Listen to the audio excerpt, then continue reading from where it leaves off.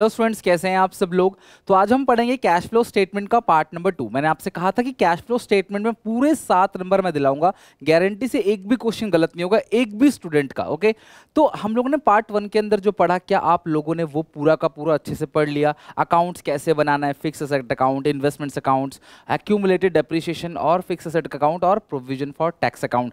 इनसे बाहर कोई भी अकाउंट नहीं पूछा जाएगा, यही सारे अकाउंट्स हैं जो आपसे एडिशनल पॉइंट में पूछा जाएगा। आज की क्लास थोड़ी सी मेहनत भरी है, समझ आसानी से आ जाएगा, लेकिन हर एक बच्चे से रिक्वेस्ट है, घर पे 1 घंटा अगर तुम ये चाहते हो ना कि कैश फ्लो हमारा स्ट्रांग हो जाए, तो आज मैं तुम्हें जो फॉर्मेट सिखाऊंगा कैश फ्लो का, कोशिश करूंगा तुम्हें आधे से ज़्यादा फॉर्मेट यहीं लर्न करा दूंगा। बाकी जो 40% फॉर्मेट बचेगा, प्लीज़ घर पे 1 घंटा लगा के फॉर्मेट याद कर लेना। आपको कैसे पता चलेगा कि फॉर्मेट याद हो गया? बिना कुछ देखे एक नोटबुक में अगर आप सारा फॉर्मेट उतार लेते हो तो इसका मतलब आपको पूरा फॉर्मेट याद हो गया। फॉर्मेट इकट्ठा याद नहीं करना सारा का सारा, थोड़ा सा फिर थोड़ा सा फिर थोड़ा सा, और तीनों को मर्ज कर देना है। आपको पूरा का पूरा फॉर्मेट अगर याद हो गया तो आगे आने वाले पूरे 5 क्लास के अंदर एंजॉय करोगे, मजा आएगा और तुम्हारे 7 नंबर भी यहाँ पक्के हो जाएंगे। प्लीज हिम्मत मत हारना, 1 घंटा घर पे ईमानदारी से पूरा फॉर्मेट याद करना जो आज की क्लास में हम कराने वाला। ओके, तो चलो स्टार्ट करते हैं।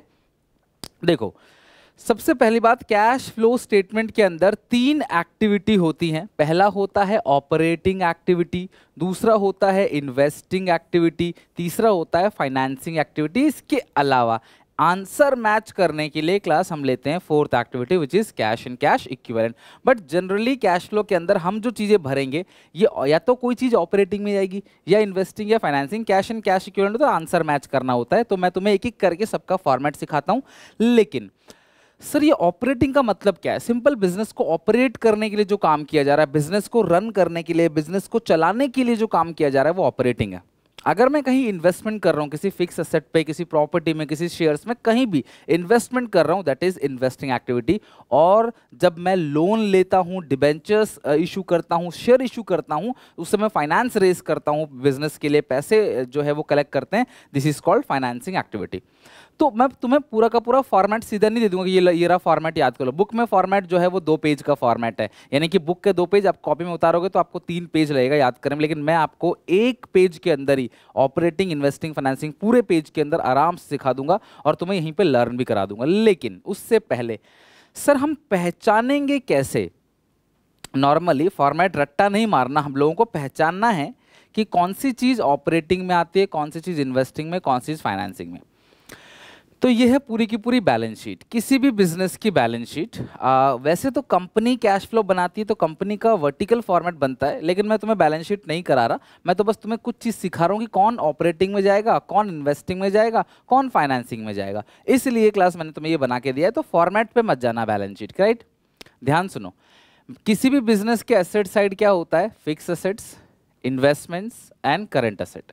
लायबिलिटी साइड क्या होता है? Share capital, reserve and surplus, long term debt यानी कि डिबेंचर और लॉन्ग टर्म बोरोइंग, लोन, ये सब आ जाता है। और फिर ये करंट लायबिलिटी, करंट लायबिलिटी के अंदर ही बहुत कुछ आता है, बट मैं यहाँ पे उसके अंदर की बात नहीं कर रहा।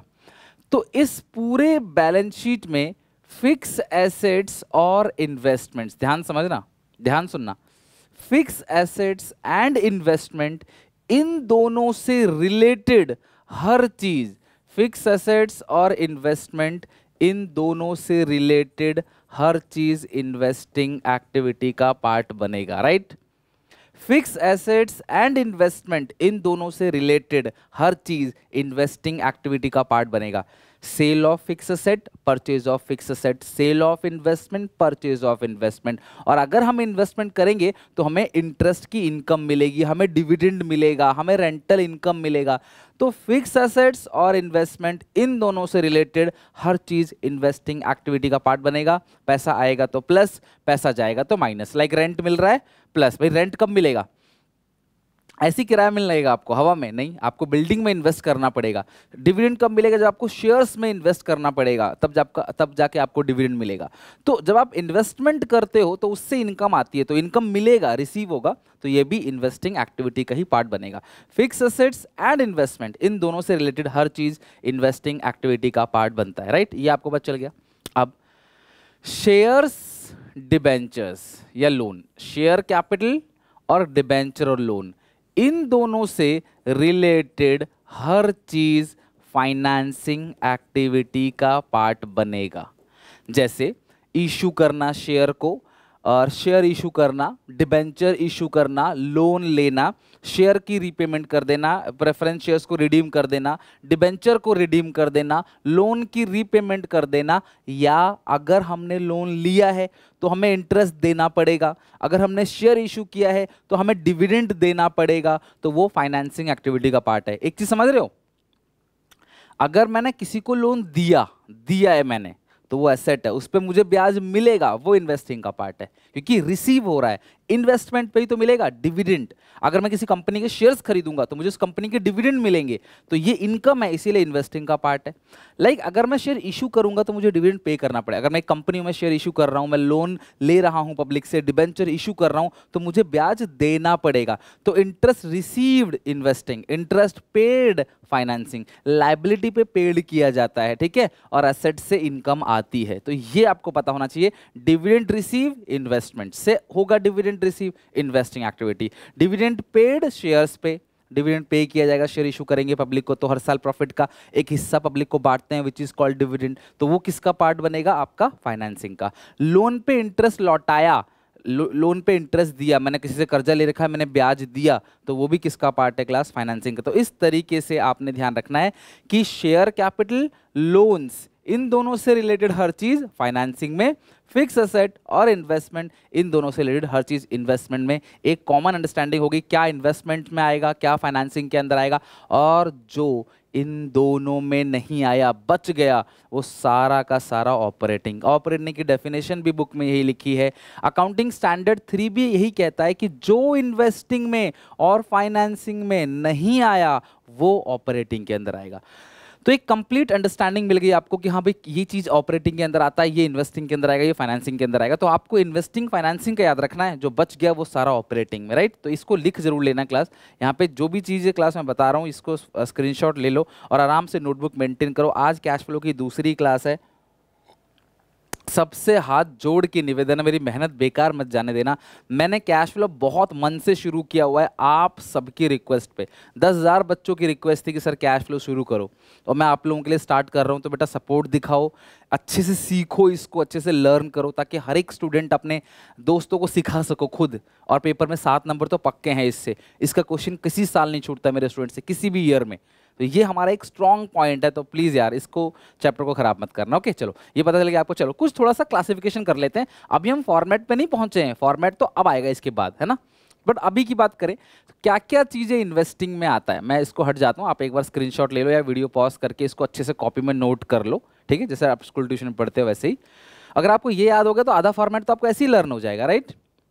तो मैंने क्या कहा, फिक्स एसेट्स या investment, land, building, plant, machinery सब फिक्स एसेट है, और इन्वेस्टमेंट्स, लॉन्ग टर्म इन्वेस्टमेंट जो भी हमने किया है, इन दोनों से रिलेटेड हर चीज इन्वेस्टिंग में आएगा। तो क्या क्या आएगा, परचेज ऑफ फिक्स एसेट या परचेज ऑफ इन्वेस्टमेंट इन्वेस्टिंग में, सेल ऑफ फिक्स एसेट या सेल ऑफ इन्वेस्टमेंट इन्वेस्टिंग में। अच्छा, अगर मेरी इन्वेस्टमेंट की है मैंने तो मुझे रेंट मिलेगा, मुझे इंटरेस्ट मिलेगा, मुझे डिविडेंड मिलेगा।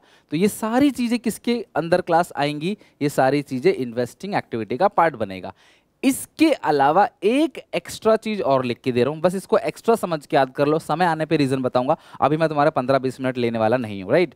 तो गुडविल परचेज, गुडविल की 2 ही बातें होंगी, या तो गुडविल कम हो रहा होगा राइट ऑफ, बढ़ रहा होगा तो परचेज, कम हो रहा होगा तो राइट ऑफ, बढ़ रहा होगा तो परचेज।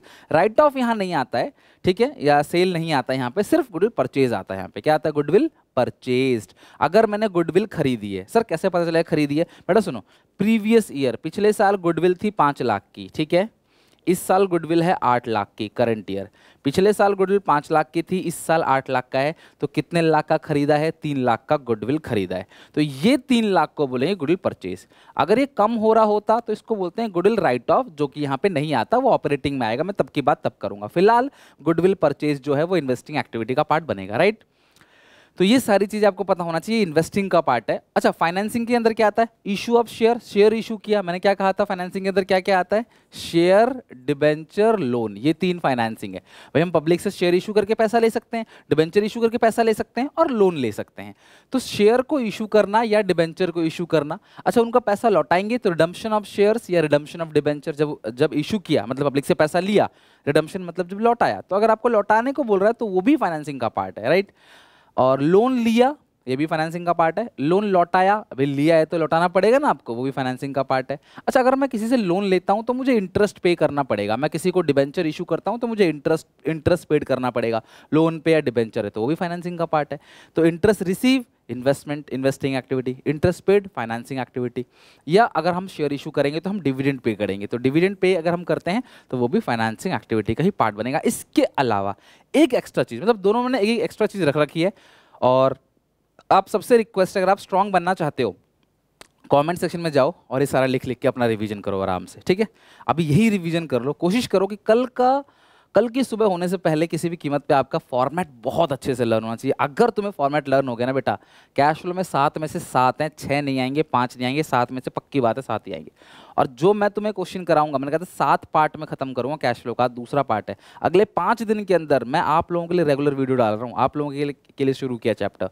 इन 7 डेज के अंदर कैश फ्लो में तुम्हें बिल्कुल स्ट्रांग बनाने की जिम्मेदारी मेरी, अगर तुम पढ़ते रहे तो अच्छे से, ठीक है। तो dividend paid, financing, extra activity है क्लास। एक्स्ट्रा जो चीज़ है इसके अंदर मतलब आइटम है वो है बैंक ओवरड्राफ्ट। तो बैंक ओवरड्राफ्ट बढ़ेगा या घटेगा तो भी वो फाइनेंसिंग का पार्ट होगा। बैंक ओवरड्राफ्ट भी एक लोन जैसा ही तो है। क्या होता है बैंक ओवरड्राफ्ट? मेरे बैंक में 1 लाख रुपए पड़े हैं और मैंने किसी को 1.5 लाख का चेक काट के दे दिया, मैं भूल गया मेरे खाते में पैसे कम है, लेकिन बैंक ने क्या किया, उस चेक को ऑनर कर दिया, डिसऑनर नहीं किया, उस 1.5 लाख की पेमेंट कर दी। तो सर 1 लाख से 1.5 लाख की पेमेंट कर दी तो मेरे बैंक का बैलेंस कितना आ गया? माइनस का 50,000। ये जो माइनस का 50,000 बैलेंस मेरे बैंक का है, यानी बैंक का माइनस बैलेंस जो है, this is called overdraft balance. तो अगर आपको ये दे रखा ओवरड्राफ्ट तो बढ़ेगा घटेगा तो वो भी हम कहाँ दिखाएंगे क्लास? फाइनेंसिंग एक्टिविटी का पार्ट दिखाएंगे। गुडविल अगर परचेज किया है तो इन्वेस्टिंग में आएगा। ओके, अब कौन सी चीज प्लस आएगी, कौन सी चीज माइनस आएगी, ये बहुत छोटी सी बात है, बच्चा भी बता देगा कोई कि जहां पैसा आ रहा है वो प्लस, जहां पैसा जा रहा है वो माइनस। तो मैं ज्यादा टाइम लूंगा नहीं इस पे। परचेज करा फिक्स असेट तो माइनस, खरीद रहे हैं ना तो पैसा जा रहा है, सेल किया तो प्लस, ये सब मिल रहा है तो प्लस, गुडविल खरीदा है तो माइनस। क्यों? अगर मैं गुडविल खरीदूंगा तो मुझे पैसा देना पड़ेगा, पैसा जाएगा माइनस, ठीक है।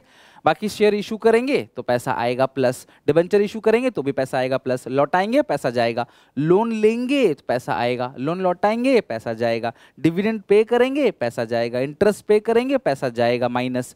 बैंक ओवरड्राफ्ट, अगर ओवरड्राफ्ट बढ़ गया तो पैसा आ गया, घट गया तो पैसा चला गया। तो इस तरीके से माइनस बैलेंस बढ़ गया मतलब पैसा आ रहा है, लोन लिया एक तरीके से, ये लोन की तरह है, it is just like loan, बढ़ेगा तो पैसा आएगा, घटेगा तो पैसा जाएगा। तो इस तरीके से तुम्हें एक दिमाग में एक झटके में ये चीज क्लियर हो गया कि हाँ यार, ये सारी चीजें ऑपरेटिंग के इन्वेस्टिंग के अंदर आती हैं, ये सारी चीजें फाइनेंसिंग के अंदर आती हैं, जो इन दोनों में कहीं नहीं आता वो ऑपरेटिंग के अंदर आता है। ये थी फॉर्मेट को शुरू करने से पहले की आपकी बेसिक नॉलेज। और मुझे एक एक बच्चे से कमेंट में रिस्पॉन्स चाहिए, एक एक बच्चे से कि सर हाँ हम प्रॉमिस करते हैं किसी भी कीमत पे, 1 घंटे का एवरेज टाइम है, नहीं हो रहा 2 घंटे बैठो, 1.5 घंटा बैठो, बट किसी भी तरीके से यार अगर तुम्हें आज नहीं तो कल पढ़ना है यार, तो आज क्यों नहीं, आज क्यों नहीं। तो किसी भी तरीके से क्लास तुम आराम से डेली बेसिस पे जैसे मेहनत कर रहे हो 1-2 घंटा एक्स्ट्रा लगा के इसका फॉर्मेट अच्छे से लर्न कर लो, फिर तुम्हें कैश फ्लो में मजा आने लगेगा। नहीं तो बोरिंग लगेगा, समझ नहीं आएगा, टेंशन में रहोगे, स्ट्रेस में रहोगे। सीख गए तो मजा आएगा, इंटरेस्टिंग लगेगा और हर क्वेश्चन का आंसर भी निकलता चला जाएगा, है ना। और पेपर में 5 नंबर क्वेश्चन है तो छोटा सा क्वेश्चन बनेगा, हार्डली 2 पॉइंट होंगे एडिशनल में, ठीक है। चलो, तो ये आ गए क्लास हम लोग कैश फ्लो स्टेटमेंट के फॉर्मेट पे। वीडियो पॉज करके फॉर्मेट बना लो, इस तरीके से क्लास फॉर्मेट है। और फिर मैं तुम्हें लिखवाना स्टार्ट करता हूँ। मैंने खाली फॉर्मेट बना दिया, लिखा कुछ नहीं है। ये ऑपरेट यहाँ पे cash flow statement as per AS3 revised, और जो भी है पर्टिकुलर्स, डिटेल्स, अमाउंट। फिर अगला वाला जो है, अगला मतलब 1 पेज का पूरा बनेगा, आप चाहो तो 1.5 पेज भी बना सकते हो स्पेस छोड़ के आराम से। तो मैं तुम्हें अगर बोलूँगा कि मेरे साथ साथ ही बनाना क्लास ताकि बेहतर रहे। और डी पॉइंट है कैश एंड कैश इक्विवेलेंट, किसके लिए कितनी जगह छोड़नी है क्लास। तो ऑपरेटिंग के लिए लगभग आप 18-19 लाइन छोड़ दो ऑपरेटिंग के लिए। आप ऑपरेटिंग जब बनाओगे फॉर्मेट ना, 18-19 लाइन छोड़ देना। और इसके लिए आप 6 लाइन छोड़ दो, इसके लिए 6 लाइन छोड़ दो। और फाइनेंसिंग जो बचेगा जो कैश एंड कैश इक्विवेलेंट इसके लिए 4 लाइन बस। तो ऑपरेटिंग के लिए 18 लाइन, इन्वेस्टिंग के लिए आप छोड़ दो क्लास यहाँ पे 6 लाइन इन्वेस्टिंग फाइनेंसिंग के लिए, और फाइनेंसिंग के लिए 4 लाइन बहुत है। तो इस तरीके से ए एक्टिविटी हमारी जो है, ए एक्टिविटी फॉर्मेट में देखोगे डिटेल्स अमाउंट, कोई डेट वेट नहीं है, ऊपर ही लिख जाता है वो। A activity cash flow from operating activity, B cash flow from investing activity, C cash flow from financing activity. तो ये हो गया क्लास फॉर्मेट। आई होप आपने फॉर्मेट आराम से नोट कर लिया होगा। तो चलिए अब हम बैठ के आराम से इसके एक एक करके फॉर्मेट लिखते हैं। देखो सुनो ध्यान से, मैं सबसे पहले ऑपरेटिंग फिल नहीं करूंगा, मैं सबसे पहले इन्वेस्टिंग फाइनेंसिंग फिल करूंगा सबसे पहले, क्योंकि ये मैं तुम्हें सिखा चुका हूं, तो ये मेरे को फिल करवाना तुम्हारे लिए ज़्यादा आसान हो जाएगा। ठीक है, चलो तो सबसे पहले हम क्या लिखेंगे, cash flow from investing activities. तो इन्वेस्टिंग एक्टिविटी के अंदर क्या क्या आता है, सबसे पहला क्लास आएगा, सबसे पहली चीज़ जो आएगी वो आएगी सेल ऑफ, सबसे पहली चीज़ लिखो, sale of fixed assets and investment. किसी भी फिक्स्ड एसेट्स, बुक में बहुत बड़ा फॉर्मेट दिया है क्लास, इसलिए बोलो इस फॉर्मेट को अच्छे से कॉपी में बना लो, ये फॉर्मेट अच्छे से आप लर्न कर लो। सेल ऑफ फिक्स एसेट या इन्वेस्टमेंट यहाँ पे आ जाएगा और ये प्लस होगा, ध्यान रखना, क्योंकि अगर मैं किसी भी फिक्स एसेट को बेच रहा हूँ, अगर मैं किसी भी इन्वेस्टमेंट को बेच रहा हूँ तो पैसा आएगा, इसीलिए सेल ऑफ फिक्स एसेट जो है वो क्या होगा क्लास, प्लस होगा आपका, राइट। दूसरा, purchase of fix asset minus purchase of fix assets and investments. Fix assets और इन्वेस्टमेंट को अगर आपने परचेज किया है तो वो माइनस होगा, यानी sale of fix asset plus होता है, purchase of fix asset minus होता है, राइट। अगर आपने किसी भी फिक्स एसेट इन्वेस्टमेंट खरीदा, परचेज किया है तो पैसा जाएगा माइनस। तो सर आप बोलोगे सर ये तो हमें याद है पहले से, क्योंकि मैंने आपको याद करा ही दिया पहले से, तो ये बहुत सिंपल लग रहा होगा आपको। इसके अलावा एक चीज और प्लस होगा, क्या, रेंट रिसीव्ड, चाहे तुम्हें रेंट मिले, चाहे तुम्हें डिविडेंड मिले और चाहे तुम्हें इंटरेस्ट मिले, शॉर्ट में रिसीव्ड लिख दिया, ठीक है। तो रेंट मिले, डिविडेंड मिले, इंटरेस्ट मिले, वो सब आपका प्लस होगा। एक चीज इसमें माइनस हो जाती है क्लास, जो आपको बताया था, गुडविल परचेज्ड। अगर तुमने गुडविल खरीदी है तो ये गुडविल परचेज क्या होगा, माइनस होगा। इन सबको लिखने के बाद, ये तो आपने डिटेल के अंदर डाला है, ये जो आएगा, अगर ये आंसर प्लस का आ रहा है तो इसको लिखेंगे नेट कैश फ्लो फ्रॉम। मैं तुम्हें क्वेश्चन करके डिटेल में दिखाऊंगा, बट फिलहाल तुम फॉर्मेट में याद कर लेना। इन्वेस्टमेंट का फॉर्मेट आपको याद है, इन्वेस्टिंग एक्टिविटी का फॉर्मेट आप सबको लर्न है। नेट कैश फ्लो फ्रॉम या यूज्ड इन, फ्लो फ्रॉम या used in investing activities, investing activities. तो अगर तुम्हारा आंसर प्लस का आ गया, यहाँ फिगर प्लस का है तो फ्लो फ्रॉम, माइनस का आ गया तो यूज्ड इन। तो नेट कैश फ्लो फ्रॉम या यूज्ड इन इन्वेस्टिंग एक्टिविटी। तो ये इन्वेस्टिंग एक्टिविटी का पूरा फॉर्मेट हो गया। अब आते हैं फाइनेंसिंग एक्टिविटी में। तो फाइनेंसिंग एक्टिविटी में आएगा इशू ऑफ शेयर या इशू ऑफ डिबेंचर या लोन टेकन। मैं सिंपल फॉर्म में लिखूँ ना, मैं क्यों बड़ा करूँ, क्यों दिमाग को प्रेशर दूं कि यार इतना बड़ा फॉर्मेट है। शेयर से पैसा ले सकते हैं, डिबेंचर से पैसा ले सकते हैं, लोन ले सकते हैं, तो इन सब से पैसा आ रहा है तो प्लस। शेयर्स को इशू करना, डिबेंचर को इशू करना या लोन लेना, तो इन सब से पैसा आएगा तो आप करोगे प्लस, राइट। माइनस क्या करोगे आप, redemption of share, redemption of share या रिडम्पशन ऑफ डिबेंचर या रीपेड लोन। आपने लोन लौटा दिया, ठीक है, या शेयर्स को रिडीम कर दिया या डिबेंचर्स को रीपेड कर दिया, तो इन सब से पैसा जाएगा तो ये हो जाएगा माइनस। शेयर इशू करना, डिबेंचर इशू करना या लोन लेना, ये प्लस होगा, जबकि इनको रीपेड अगर आप करते हो, आप रीपेमेंट करते हो इनको, तो ये माइनस होगा, ओके। इसके अलावा एक चीज और माइनस होता है, क्या, जब आप शेयर होल्डर्स को डिविडेंड पेड करोगे या आप शेयर होल्डर्स को इंटरेस्ट पेड करोगे तो ये माइनस होगा। बस आप सबसे एक छोटी सी रिक्वेस्ट है, वो ये है कि जो आपने डिविडेंड पेड लिखा है ना, इसके ब्रैकेट में एक चीज़ लिख लो, मैं तुम्हें समझाऊंगा बाद में, PY यानी कि प्रीवियस ईयर, ठीक है, PY यानी प्रीवियस ईयर, या आपने कोई इंटरेस्ट पेड किया है, क्योंकि प्रीवियस ईयर का जो डिविडेंड है वो इस ईयर पे होगा, राइट। तो पिछले साल जितना भी हमने कमाया उसका डिविडेंड हम इस साल पे करते हैं। जैसे अगर महीने मैं 31 तारीख तक मैं काम करूंगा तो मुझे फरवरी में, मैं जनवरी 31 तक काम करूंगा तो मुझे इसकी सैलरी फरवरी में मिलेगी। उसी तरीके से 31 मार्च 2020 तक जो हमने मुनाफा कमाया इसका अगर अप्रैल 21 में मिलेगा तो अगले साल ही मिल रहा है ना। तो डिविडेंड पेड प्रीवियस ईयर का लेना है बस आपने, करंट ईयर का तो कहीं भी पूरे सिलेबस में लेना ही नहीं है, या इंटरेस्ट पेड। तो ये हो गया पूरा का पूरा आपका क्या, फाइनेंसिंग एक्टिविटी। इसके अलावा क्लास आपको ये भी ध्यान रखना है कि increase in bank overdraft, increase in bank overdraft तो ये प्लस हो जाएगा, और decrease in bank overdraft minus हो जाएगा। तो ये हो गया आपका। देखो तुम कैसे घर पे याद करोगे, तुम शायद याद करने टेक्निक नहीं जानते, तो मैं बता देता हूँ तुम घर पे कैसे याद करोगे। तुम जब घर पे याद करोगे ना तो पहले तुम इन्वेस्टिंग का पूरा लर्न कर लो, 4 बार 5 बार कॉपी में लिखो आराम से बिना देखे, हो गया याद, ठीक है। फिर फाइनेंसिंग का लर्न करो, 4 से 5 बार फाइनेंसिंग का लिखो, आराम से लिखो 4 से 5 बार, याद हो जाएगा। पता है हार्डली इसे एक बार लिखने में हार्डली 2 मिनट का टाइम लगेगा, स्टॉप वॉच निकाल के देख लेना, यहाँ से यहाँ तक लिखने में ओनली 2 मिनट्स। फिर जब तुम्हें दोनों याद हो जाए ना तो एक बार फिर से बिना देखे यहाँ से यहाँ तक पूरा लिखो। बात मानो क्लास, मैं तुम्हें वो मूल मंत्र बता रहा हूँ जो बहुत ही मेहनत से जीवन भर में लगा के मैंने सीखा है अब तक लाइफ में, है ना। तो इसलिए बी और सी पूरा का पूरा लिखो, एक बार बिना देखे, 2 बार बिना देखे, अच्छे से देखो, तुमको याद हो जाएगा परफेक्ट, कभी नहीं भूलोगे, गलती का कोई चांस नहीं कि हाँ कौन सी चीज़ कहाँ कहाँ पे आती है, राइट। अब हम आते हैं क्लास ऑपरेटिंग पे। ये 2 तो हमारा क्लियर हो गया, आप नोट कर लिया होगा आराम से, पॉज करके लिख लो नहीं तो। अच्छा हाँ, इसका जो आंसर आएगा ना लास्ट में, इसका जो आंसर आएगा लास्ट में क्या लिखेंगे उसको, नेट कैश। अगर आंसर प्लस में आ रहा है तो लिखेंगे फ्लो फ्रॉम, और माइनस में आ रहा है तो क्या लिखेंगे, used in financing activity, used in financing activity. अगर आंसर प्लस का आ रहा है तो फ्लो फ्रॉम, और माइनस का आ रहा है तो यूज्ड इन फाइनेंसिंग एक्टिविटी। तो ये हो गया क्लास आपका ऑपरेटिंग, इन्वेस्टिंग, फाइनेंसिंग में से इन्वेस्टिंग और फाइनेंसिंग का फॉर्मेट जो आपको अच्छे से लर्न हो गया होगा, राइट। अब हम आते हैं क्लास यहाँ पे ऑपरेटिंग का, ठीक है। अब हम आते हैं क्लास ऑपरेटिंग का पूरा फॉर्मेट अच्छे से लर्न करते हैं, okay. Operating, cash flow from operating activity, right, cash flow from operating activity. अगर हम ऑपरेटिंग एक्टिविटी की बात करें तो सबसे पहले हम इस पूरे के पूरे फॉर्मेट को 3 पोर्शन में बांट लेते हैं, 3 एरिया में इस फॉर्मेट को हम बांट लेते हैं, ठीक है। ये 3 पोर्शन में मैंने इस फॉर्मेट को बांट लिया, 3 हिस्से में फॉर्मेट बांट लो। पहले हिस्से के अंदर पहली चीज, दूसरे हिस्से के अंदर दूसरी चीज, तीसरे के अंदर तीसरी चीज, राइट। तो सबसे पहली जो चीज इसके अंदर है वो आता है नेट प्रॉफिट। सबसे पहली जो चीज आती है वो आती है नेट प्रॉफिट, यानी कि सरप्लस।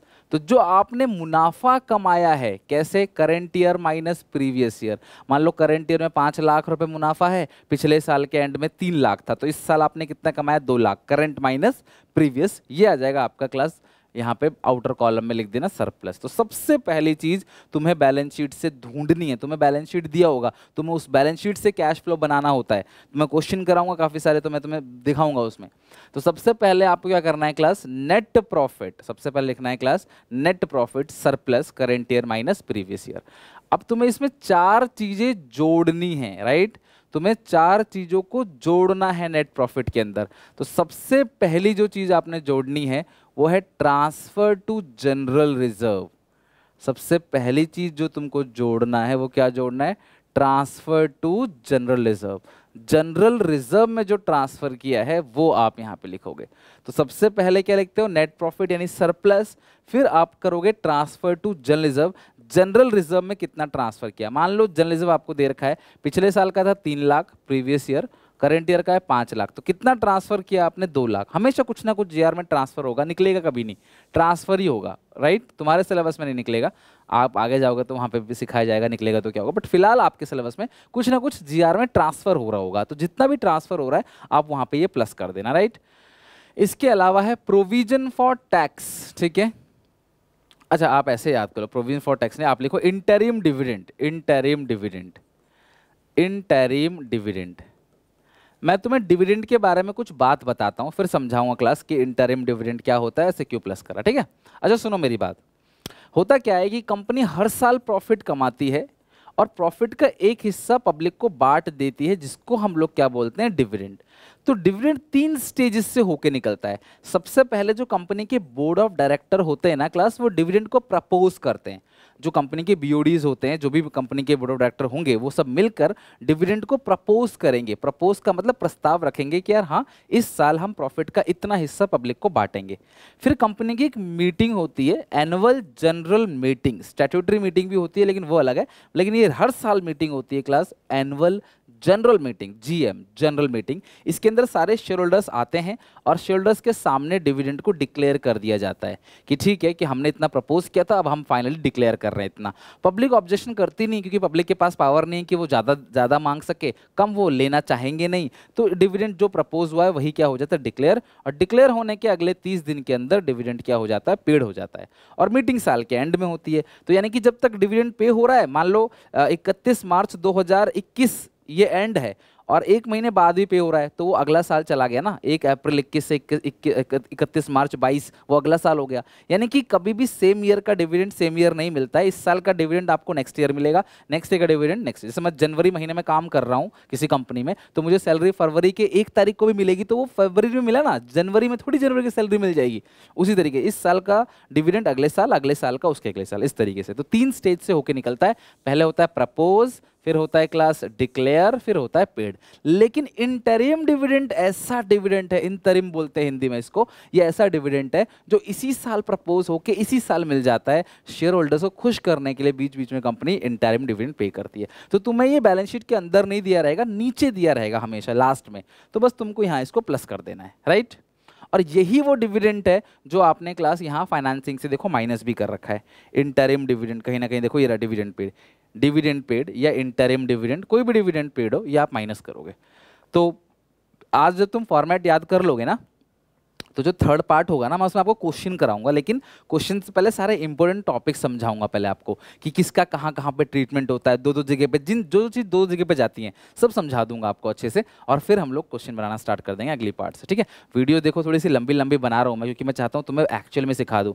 मैंने चाहता तुम्हें 5-5, 10-10, 15-15 मिनट करके मैं उसे 40 पार्ट में कवर करूँ, 10 पार्ट में, 20 पार्ट में कवर करूँ, क्योंकि कोई फायदा नहीं है। मेरे चैनल का मेन पर्पज़ है आपको समझ आना चाहिए। आपको ऐसा नहीं लगना चाहिए सर बस फॉर्मेलिटी कर रहे हैं, समझ आना चाहिए। प्रैक्टिकल सवाल बनेंगे, पेपर के सवाल आपसे बनने लगेंगे, तब जाके मेरा एम अचीव होगा, राइट। तो इसीलिए आपने ध्यान रखना है। तो ये हो गया TI। पी है प्रपोज डिविडेंड। तो डिविडेंड जो है ना, प्रपोज भी किया जाता है, मैंने कहा आपसे। तो ये वो है जो प्रपोज होगा, फिर डिक्लेयर होगा, फिर पेड होगा। तो प्रपोज डिविडेंड तुम्हें प्रीवियस ईयर का लेना है। किसका लेना है? Previous year. तुम्हें डिविडेंड कभी भी करंट ईयर का चाहिए ही नहीं। तो ये तुम्हें बैलेंस शीट के नीचे मिलेगा, लेकिन 2 साल का दिया होगा, प्रीवियस का भी करंट का भी। करंट का देखना ही नहीं है हमें, सिर्फ प्रीवियस ईयर का हम क्वेश्चन में प्रैक्टिस करेंगे, याद आ जाएगा आपको। प्रीवियस ईयर का प्रपोज डिविडेंड आपको यहाँ पे लिख देना है, ठीक है। इसके अलावा क्लास आपने लिखना है प्रोविजन फॉर टैक्स, ये करंट ईयर का, ठीक है।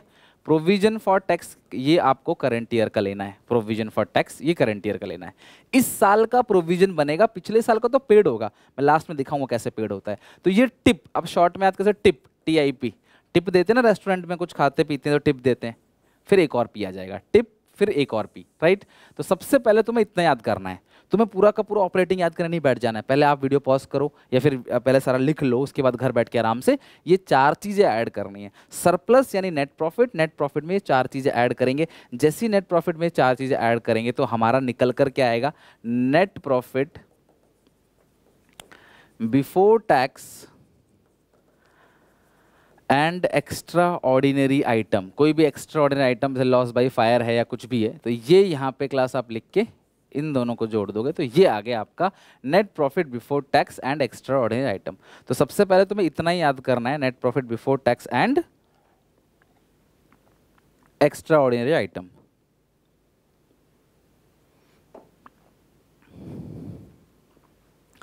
इतना याद हो गया आपको अच्छे से। अब आते हैं सेकंड पोर्शन पे। तो ये आगे पीछे हो सकता है, लाइन बाय लाइन मत याद करो, आगे पीछे हो सकता है, लेकिन ये इस सफेद लाइन के नीचे नहीं आएगा, इसी के अंदर रहेगा, इसी के अंदर आगे पीछे हो सकता है। इन 4 चीज, ये चारों आपस में आगे पीछे हो सकते हैं, लेकिन नीचे नहीं आएगा, गलत हो जाएगा फिर, ठीक है। फिर नीचे आपको क्या करना है, फिर यहाँ पे कुछ चीज़ों को ऐड करना है। लाइक 6 चीज़ें हैं क्लास, जिसमें से मैं बताता हूँ ये करिए क्या क्या है। तो सबसे पहले जो है वो है डेप्रीशिएशन ड्यूरिंग द ईयर। सबसे पहला क्या है, डेप्रीशिएशन ड्यूरिंग द ईयर। साल भर में जितना भी डेप्रीशिएशन लगा है वो, ठीक है, डेप्रीशिएशन ड्यूरिंग द ईयर। फिर goodwill right of, goodwill right of, आपको याद है गुडविल परचेज किया था, बढ़ रहा है तो खरीदा है, वो इन्वेस्टिंग में जाएगा। गुडविल राइट ऑफ कहाँ पे आएगा? ऑपरेटिंग में। गुडविल राइट ऑफ हो, चाहे गुडविल की जगह पेटेंट हो, वो राइट ऑफ हो, राइट। तो कोई भी इंटेंजिबल एसेट अगर राइट ऑफ हो रहा है तो ये भी यहाँ प्लस होगा। ट्रेडमार्क भी अगर राइट ऑफ हो रहा है, लिख लो टीएम, ट्रेडमार्क, तो वो भी आप यहाँ लिख दोगे। तो goodwill right of, trademark right of, patent right of, copyright right of, तो ये जो इंटेंजिबल राइट ऑफ हो रहा है वो यहाँ पे आएगा। मैं तुम्हें किस दिन रीजन समझाऊंगा कि क्यों ऐसा होता है। अगला है loss on sale of fix assets and investment. किसी भी फिक्स एसेट को बेचा या इन्वेस्टमेंट को बेचा और उस पर लॉस हो गया, तो वो लॉस यहाँ पे आपको प्लस करना है। एक चीज और प्लस करते हैं हम लोग, इंटरेस्ट एक्सपेंस। डिबेंचर पे और लोन पे जो इंटरेस्ट हमें पे करना होता है उसका इंटरेस्ट हम प्लस करेंगे, ठीक है। समझ रहे हो बात को? तो depreciation during the year, goodwill, loss और इंटरेस्ट। तो आप कैसे भी याद, DGLI या फिर क्लास LIG ऐसे याद कर सकते हो, तुम्हारी मर्जी कैसे याद करना है। ये 4 चीजें प्लस करनी है, 2 चीजें माइनस करनी है, राइट। 2 चीजें हमें माइनस करनी है। क्या? अच्छा, लॉस ऑन सेल को प्लस किया है ना आपने, तो आप gain on sale of fix assets या इन्वेस्टमेंट इसे माइनस कर दो। लॉस ऑन सेल को प्लस किया तो गेन ऑन सेल को माइनस कर दो। इंटरेस्ट एक्सपेंस को प्लस किया है तो इंटरेस्ट इनकम को आप माइनस कर दो। तुम्हें सब चीज दिया होगा, बस तुम्हें कैश फ्लो में पुट करना है। और आज ही क्लास सबसे इंपॉर्टेंट है, क्योंकि अगर आज आपने पूरा फॉर्मेट अच्छे से लर्न कर लिया, पहले इतना याद करो, फिर ये 6 याद करो, आपको 1-1.5 घंटा लगेगा, बट 1-1.5 घंटे के अंदर ऐसा लोहा बन जाएगा आपका कॉन्सेप्ट कि आगे कहीं भी एग्जाम तक तुम्हें दिक्कत नहीं आएगी। एग्जाम से पहले बच्चे रट रहे होंगे फॉर्मेट, तब आपको अच्छे से क्लियर होगा। एक सिंगल मिस्टेक नहीं होगी इसके अंदर, ठीक है, और एक सिंगल मिस्टेक नहीं होगा, डोंट वरी। तो ये 4 चीज प्लस 2 चीज माइनस, इतना कर लोगे तो आपका ये जितना भी बैलेंस है जब आप इनमें जोड़ोगे तो ये जो आएगा निकल कर, इसको हम लोग नाम देंगे operating profit. Operating profit before working capital changes, before working capital changes, ठीक है। तो क्या आएगा बेटा? ये operating profit before working capital changes. अब जो मैं लिखवा रहा हूं यहां पे ध्यान से देखना, ठीक है। लास्ट पोर्शन, 2 पोर्शन हो गया। पहला पोर्शन ये अंदर आगे पीछे हो सकते हैं, ये नीचे नहीं आएगा, ये ऊपर नहीं जाएगा, अपने एरिया में आगे पीछे हो सकते हैं। लास्ट है increase in current liability plus होगा, decrease in current asset plus होगा। अगर करंट एसेट घट रहा है, मान लो करंट एसेट कम हो रहा है, मान लो 5 से 4 हो गया तो 1 प्लस होगा, और करंट लायबिलिटी बढ़ रहा है तो भी प्लस होगा। ये आपको याद रखना पड़ेगा। अगर करंट एसेट बढ़ रहा है तो माइनस, करंट एसेट घट रहा है तो प्लस। तो मैंने तो अपने सच बताऊं तो मैंने तो एक ही चीज याद रख रही है, बस एक ही चीज याद रख रही है। क्या क्या याद रखा है मैंने याद रखा है करंट लायबिलिटी बढ़ेगा तो प्लस, करंट लायबिलिटी घटेगा तो ऑब्वियस है माइनस। अब करंट लायबिलिटी बढ़ेगा तो प्लस, यानी कि करंट एसेट घटेगा तो प्लस, उल्टा होता है ना करंट लायबिलिटी करंट एसेट। तो करंट लायबिलिटी बढ़ेगा प्लस, करंट एसेट घटेगा प्लस, और माइनस क्या होगा? करंट लायबिलिटी घटेगा माइनस और करंट एसेट बढ़ेगा तो माइनस। तो इस तरीके से क्लास, और लास्ट में एक चीज और माइनस करनी पड़ती है जिसको बोलते हैं टैक्स पेड। स्पेस क्लास दिख रहा होगा ना आपको, थोड़ा सा यहाँ पे कंजस्टेड हो गया, स्पेस की थोड़ी सी कमी पड़ गई, बट कोई बात नहीं, आपको समझ आ जाएगा। ये आएगा टैक्स पेड, और टैक्स पेड लेना है प्रीवियस ईयर का, राइट। टैक्स पेड किसका लेना है? प्रीवियस ईयर का, पिछले साल का ये टैक्स पेड है, राइट, वो माइनस होगा। तो करंट ईयर का ये देखो provision for tax current year का, और पिछले साल का जो है वो सीधी सी बात है, पिछले साल जो प्रोविजन बनाया था उसकी पेमेंट इस साल होगी, तो ये रहा टैक्स पेड माइनस। तो यहाँ पे ये चीज़ तो प्लस होगी, बाकी ये दोनों चीज़ें माइनस होगी, और यहाँ पे लिख दोगे। और लास्ट में यहाँ जो आएगा, लास्ट में जो यहाँ पे टोटल करके आ जाएगा, इसको हम नाम क्या देंगे? Net cash flow from, net cash flow from या यूज्ड इन ऑपरेटिंग एक्टिविटी, ठीक है। लिख लेना क्लास थोड़ा सा, नेट कैश फ्लो फ्रॉम या यूज्ड इन। अगर ये सारा आंसर प्लस में आएगा, ये 3 चीजें यहाँ, करंट लायबिलिटी बढ़ेगा तो प्लस, करंट एसेट घटेगा तो प्लस, और करंट लायबिलिटी घटेगा तो माइनस, करंट एसेट बढ़ेगा तो माइनस, और टैक्स पेड प्रीवियस ईयर का माइनस करके लास्ट में आंसर, जैसे हम हर किसी में लिखते हैं ना ऑपरेटिंग इन्वेस्टिंग फाइनेंसिंग, वैसे ही नेट कैश फ्लो फ्रॉम। अगर प्लस का आ रहा आंसर, ये प्लस का 5 लाख आ गया तो फ्लो फ्रॉम, माइनस का 5 लाख आ गया तो यूज्ड इन ऑपरेटिंग एक्टिविटी। तो ये बेटा 3 पोर्शन में तोड़ तोड़ के अगर आप याद करोगे ना, बहुत अच्छे से आपको याद हो जाएगा, राइट। तो ये हो गया क्लास आपका ऑपरेटिंग एक्टिविटी। आई होप आप वीडियो पॉज करके अच्छे से सारा लिख लोगे और याद भी कर लोगे। इन्वेस्टिंग फाइनेंसिंग मैंने तुम्हें याद करा दिया। अब आते हैं कैश एंड कैश इक्विवेलेंट पे, राइट। तो तुम्हें सबसे पहले ऑपरेटिंग का आंसर, इन्वेस्टिंग का आंसर, फाइनेंसिंग का आंसर प्लस कर देना है, ए प्लस बी प्लस सी।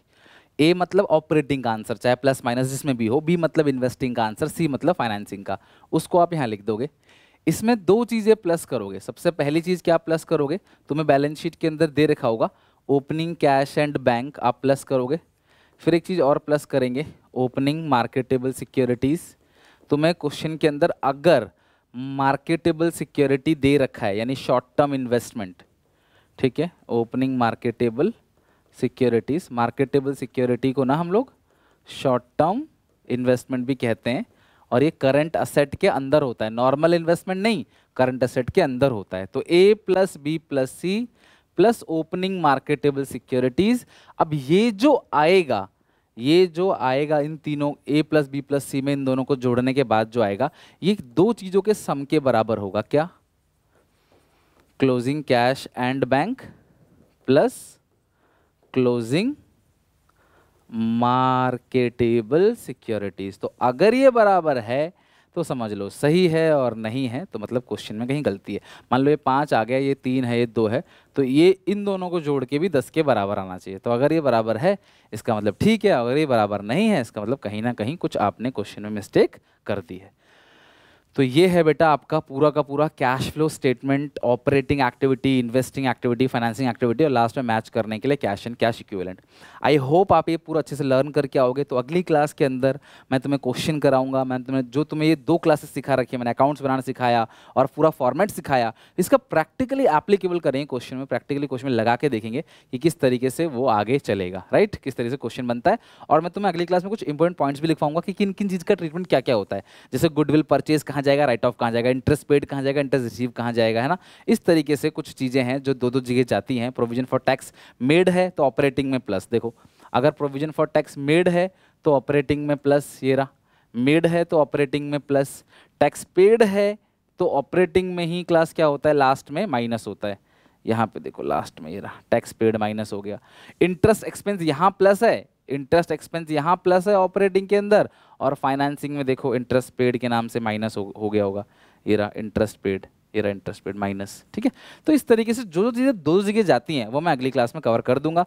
तो आई होप ये वीडियो आपको अच्छी लगी होगी, समझ आया होगा, बहुत कुछ सीखने को इसके अंदर मिला होगा। मिलते हैं नेक्स्ट पार्ट के अंदर। आप सब तब तक फॉर्मेट पूरा अच्छे से लर्न करो, नेक्स्ट पार्ट में क्वेश्चन कर, बट क्वेश्चन तो तुम्हारा बनेगा, पेपर में तुम्हारे 7 नंबर पक्के होंगे, इसकी मेरी गारंटी है। अभी भले ही तुम्हें कैसा भी लग रहा हो, टफ लग रहा हो, आसान लग रहा हो, नॉर्मल लग रहा हो, जो भी है मुझे कमेंट सेक्शन में बताओ सारे बच्चे। वीडियो को प्लीज़ अपने क्लासमेट में, हर एक क्लासमेट में, दोस्तों में, व्हाट्सएप, इंस्टाग्राम, जहाँ भी शेयर करना चाहते हो, टेलीग्राम पे शेयर करो। मिलते हैं नेक्स्ट वीडियो में क्लास नए टॉपिक के साथ, और एक प्रैक्टिकल क्वेश्चन बना के देखते हैं कि एग्जैक्ट। और सुनो, मैं जो तुम्हें क्वेश्चन बनवाऊंगा ना वो थोड़े से बड़े क्वेश्चन होंगे, और फिर जब हम सीबीएसई के सैम्पल पेपर का, और जब हम मॉक टेस्ट बनाएंगे, प्रैक्टिस पेपर, गेस्ट पेपर बनाएंगे, तब देखना कितना आसान होगा। तो हम एक एडवांस लेवल की प्रिपरेशन करके चलेंगे ताकि जब हम क्वेश्चन बनाए तो बहुत सिंपल बने। Okay, take care, bye bye, मिलते हैं नेक्स्ट वीडियो में।